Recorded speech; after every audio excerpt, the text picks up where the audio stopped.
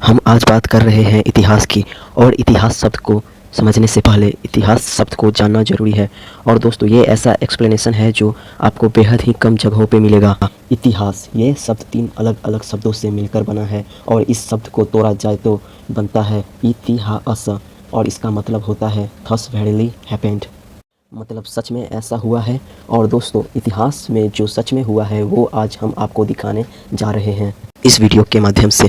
आज के समय में चीज़ें कितनी आसान हो गई है ना। आज की इस 21वीं सदी में फ़ोन के साथ लोग भी स्मार्ट बन चुके हैं और लोगों को कहीं दूर भी पहुंचना हो तो वो चंद घंटों में पहुंच जाते हैं। आज कुछ भी चीज़ मंगानी हो तो बस एक क्लिक की दूरी पर है। पर आपने कभी यह सोचा है कि आज से करीब 1000 साल पहले, जी हाँ, सन 1000 एडी में दुनिया कैसी रही होगी और कैसे जीते होंगे वे लोग? दोस्तों, आपके इन्हीं सवालों के जवाब लेकर हाजिर हुए हैं हम आज। और आज हम जानेंगे सन 1000 एडी में कैसी थी ये दुनिया। चैनल को सब्सक्राइब करें और बेल आइकन को दबाएं। ये 1000 साल पहले की दुनिया, यानी कि सन 1000 साल से 1100 के आसपास की ये दुनिया। ये टाइम फ्रेम इतिहास में मध्यकालीन युग में, यानी कि मिडाइवल हिस्ट्री में आती है। इस समय भारतीय रूलर जो थे उन्हें हिस्ट्री के किताबों में इंडिजीनियस रूलर कहा जाता है।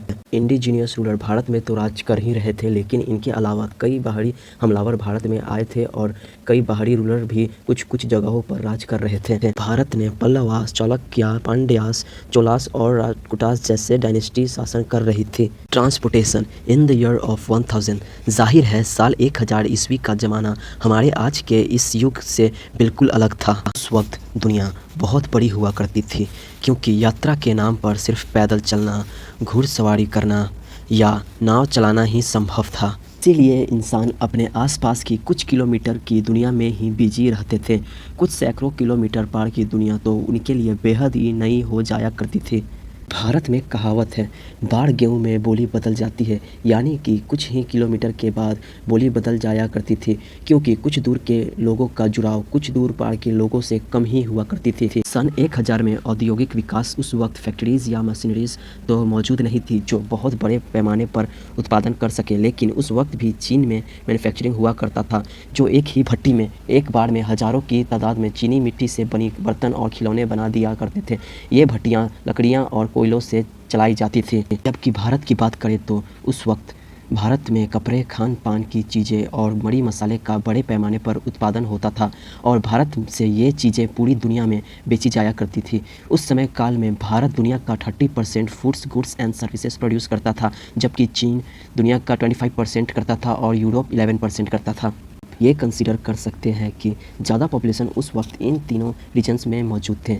इनके अलावा बाकी सब दुनिया में, यानी कि America, Latin America, Australia, northern Russia, यहाँ पर पॉपुलेशन भी कम थी और विकास भी। City and village life in the year of 1000, उस वक्त भी शहरों में दुकानें और मंडियाँ लगी हुई रहती थी। दुकानें आमतौर पर सामान चीज़ें बेचा करती थी और ये शॉप और मंडियाँ एक दूसरे से बेहद पास हुआ करती थी, जो कई जगहों पर आज भी देखने को मिलता है। अब mobile, SIM card, gadgets, technology के दुकानें तो नहीं हुआ करती थी, लेकिन आमतौर पर उस समय सोना, चांदी, बर्तन, कपड़े, खाने के सामान, इत्र, परफ्यूम, फल फूल और धार्मिक चीज़ें की दुकानें भी हुआ करती थी। अब कारीगरी काम करने वाले कारीगर जैसे कि सुथार, कुम्हार, लोहार, ये सब के सब अपने हाथों से काम किया करते थे और सब के सब अपने काम में माहिर थे और एक्सीलेंट थे। आज कोई शायद मशीन भी ना बना सके ऐसे कलाकृतियाँ उस समय कारीगर बनाया करते थे। उस समय भारत में 10% से भी कम पॉपुलेशन शहरों में रहा करती थी और 90% से भी अधिक पॉपुलेशन गाँव में बसती थी। हर एक गांव में पानी रिजर्वेशन के लिए तालाब हुआ करती थे और जिन गांव में नहीं थे वहां पर खुदवाए जाते थे। हर एक गांव में कम से कम एक मंदिर तो होती ही।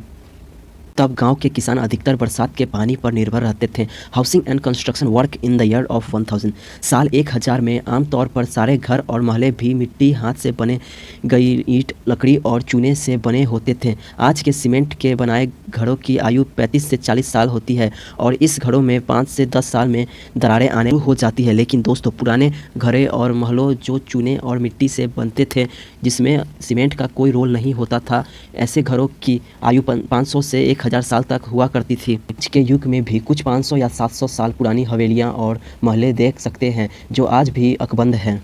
ट्रेड की बात करें तो तब भी मुद्राएं चलती थी, लेकिन ज़्यादातर लोग बार्टर पद्धति से व्यापार करते थे, यानी कि एक चीज़ लेके दूसरा चीज़ देना, जैसे गेहूं के बदले चावल, गुड़ के बदले फल या बर्तन के बदले लकड़ियां देना। से ज़्यादातर एक दूसरे की वस्तुएं देखकर ट्रेड हुआ करती थी और सभी लोगों की ज़रूरी चीज़ें की आपूर्ति भी पूर्ण हो जाया करती थी। उस वक्त ज़्यादातर लोग अपने फैमिली बिजनेस किया करते थे। हाँ, आज के युग में हमारे लिए एजुकेशन और अपॉर्चुनिटी उस वक्त से ज़्यादा है, इसलिए आज आम तौर पर हम देखते हैं कि जो काम फादर करते हैं उसका बेटा वो काम नहीं करता है। वो अपनी स्किल के मुताबिक, अपनी पढ़ाई के मुताबिक या अपनी इंटरेस्ट के मुताबिक काम करता है। इससे 1000 साल पहले आम तौर पर जो फादर या फैमिली बिजनेस हुआ करता था वही उनके बच्चे किया करते थे। तीसरी दोस्तों, तब राज्य के बड़े फैसले तो राजा लिया करते थे, लेकिन गाँव और शहरों के छोटे छोटे लोगों की छोटी छोटी समस्याएं भी होती है और इनको सॉल्व करने के लिए आज तो कोर्ट है, पर उस वक्त न्यायालय तो नहीं हुआ करते थे, पर न्यायालय का काम करते थे पंच। पंच यानी कि गांव के बड़े 5 लोग या वे 5 लोग जिन्हें पंचायत में बैठाया जाता था और वह लोग गाँव की छोटी बड़ी समस्याओं का निर्णय लिया करते थे। मैरिज एंड रिलेशनशिप दोस्तों, उस वक्त ज़्यादातर अरेंज मैरिज ही हुआ करते थे और अरेंज मैरिज में लड़का और लड़की आम तौर पर अलग अलग गांव के हुआ करते थे।